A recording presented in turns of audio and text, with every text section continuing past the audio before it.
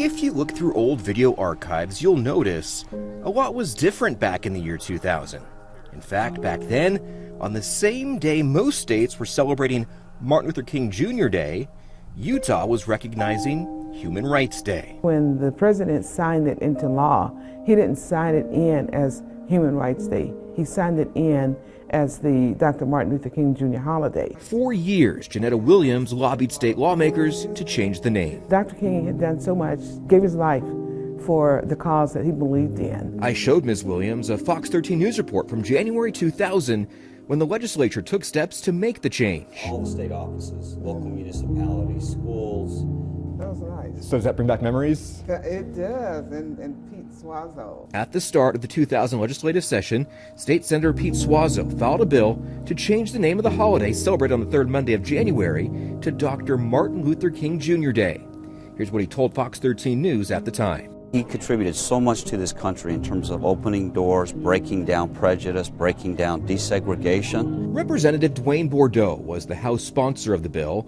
He spoke with me to reflect on the perseverance needed to get the bill to the finish line. We had a challenge getting it out of committee, and I, was thinking back about Speaker Stevens.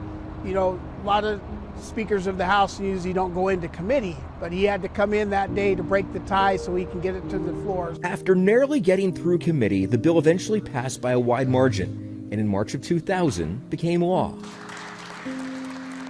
It was so significant to Utah history, and I think Dr. King's legacy when you talk about social justice through nonviolence. Sadly, in 2001, Senator Suazo died in an ATV accident. He was an amazing figure in our community.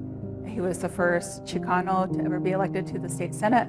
And so he was really invested in young people and mentoring many of us. Current House Minority Leader Angela Romero served as Suazo's intern and remembers his impact. He really focused on equity, and that's who Pete was. Now, a quarter of a century later, that work by Suazo and Bordeaux and Williams is still remembered, leaving a legacy that will last for years to come. I have a dream today. It took several people coming together. We were a little bit behind the curve when you look at other states in the United States of America.